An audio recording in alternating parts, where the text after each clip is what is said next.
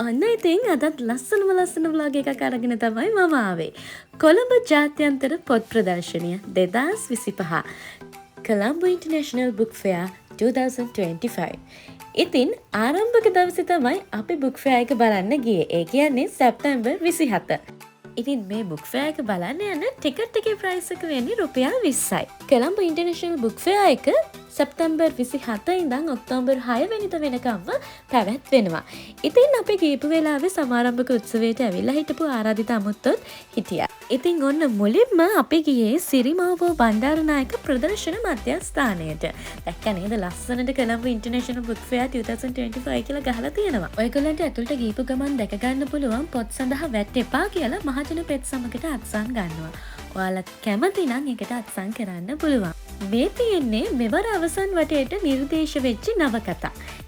ඉතින් අපි එතන ඉද්දී එඩ්වඩ් ජැකොඩි මහත්මයාත් පොත් ප්‍රදර්ශනය ගැන ඔහුගේ අදහස් මේ විදිහට පොතක සටහන් කරනු ලැබුවා. හෝල් ඒකට ගියොත් සදීප බුක් ෂොප්, එතකොට සමුද්‍ර බුක් ෂොප් ඒ විතරක් නෙමෙයි.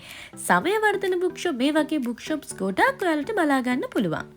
ඉතින් හඬ ගවන්න කැමති කට්ටියට මේ පාර ජාතික රූපවාහිනියනොත් අවස්ථාව සලසලා තියෙනවා. ගියොත් අනිවාර්යයෙන්ම ජාතික රූපවාහිනියේ හඬ ගැවීම් ඉදිරියට යන්න. ඉතින් හැමදාම බුක් ෆෙයා ගියාම අපේ අම්මත් එක්ක මම මෙතෙන්ට යනවා. විජය නිවුස් පේපර් එකේ පේපර් කෝනර් එක. ඉතින් මෙතන මැගසින්ස්, ඒ වගේම පරිගණක දැනුම පිළිබඳ තියෙන සංගරා, ඒ වගේම පුවත්පත් අරගන්න හැකියාව තියෙනවා. බුක් ෆෙයා එකට ගියොත් අනිවාර්යයෙන්ම යන්න ඕන තැනක් බාගෙන් බුක් ස්ටෝල්. මෙතනට ගියොත් නම් ඔයගොල්ලන්ට අඩු මිලට වටිනා පොත් රාශියක් අරගන්න හැකියාව තියෙනවා. බාගෙන් බුක් ස්ටෝල් එක ඇතුලේ ආශිර්වාද, අකුර, සුසර, සරසවි ඒ වගේ තව ගොඩාක් පොත් ප්‍රකාශකයන්ගේ ස්ටෝල්ස් තියෙනවා. ඉතින් මේ ස්ටෝල්ස් වල 50% ඉඳන් ඩිස්කවුන්ට් තියෙනවා කිව්වොත් විශ්වාස කරනවද? සිංහල නවකතා, සිංහල පරිවර්තන, එතකොට කෙටි කතා, ඉංග්‍රීසි නවකතා, ඉංග්‍රීසි කෙටි කතා, ෆික්ෂන්ස්, නන් ෆික්ෂන්ස් මේ වගේ පොත් බොහෝමයක් ඔයගොල්ලන්ට මෙතනින් මිලදී ගන්න පුළුවන්. ඉතින් බුක් ෆෙයා එකට යන්නේ පොත් ගන්නම විතරයි කිව්වොත් මම වැරදි කියලා හිතෙනවා. කන්න යන සමහරුත් ඉන්නවනේ. මේ තියෙන්නේ ෆුඩ් කෝට් එක. ඉතින් ෆුඩ් කෝට් එකේ එක ෆුඩ් ස්ටෝල් තියෙනවා. බීම වර්ග, අයිස්ක්‍රීම් වර්ග, එතකොට හොට් ඩොග්ස් වර්ග වගේ කෑම ගොඩාක් තියෙනවා. බුක් ෆෙයා යන ඔයාගේ ලස්සන පෝට්‍රේට් එකක් ඇඳගන්න කැමති නම් ඒකටත් අවස්ථාව මෙතන තියෙනවා. ඒ වගේම කාටුන් සෙල්ෆ් පෝට්‍රේට් එකකුත් ඇඳගන්න පුළුවන්. මේ තියෙන්නේ අපිට පාර හොයාගන්න ලස්සනට නම්බරින් කරලා තියෙන විදිය හෝල්ස්, මාස්ටර් ගයිඩ් බුක්ස්, එතකොට බෞද්ධ සංස්කෘතික මධ්‍යස්ථානයේ පොත්පත් අපිට මිලදී ගන්න හැකියාව තියෙනවා. දැන් නම් මං යන්නේ මං ආසම කරන පොතක් හොයාගෙන. ඒ තමයි මොහන් රාජ් මඩවල කතුවරයාගේ අලුත්ම පොත ටොක්සික්. ඉතින් මම ඇත්තටම කැමති කතුවරයෙක් තමයි මොහන් රාජ් මඩවල කියන්නේ. ඉතින් එයාගේ අලුත්ම පොත ටොක්සික් ගන්න තමයි මේ ආවේ බිසෝ ප්‍රකාශන කුටියට. මේ පාර මම හරි ලකී කියලා හිතනවා. මොකද මට හම්බ වෙච්චි පොතේ එතුමාගේ අත්සනක් තිබ්බා. සෑම වර්ෂයකම වගේ මේ පාරත් පියරිට් එකෙන් නන් දෙසින් බුක් ෆෙයා එකට එන පාඨක ඔබ අප හැමෝගේම පානීය ජල අවශ්‍යතාවය සපුරන්නට මේ සත්කාරය ලෑස්ති කරලා තිබ්බා.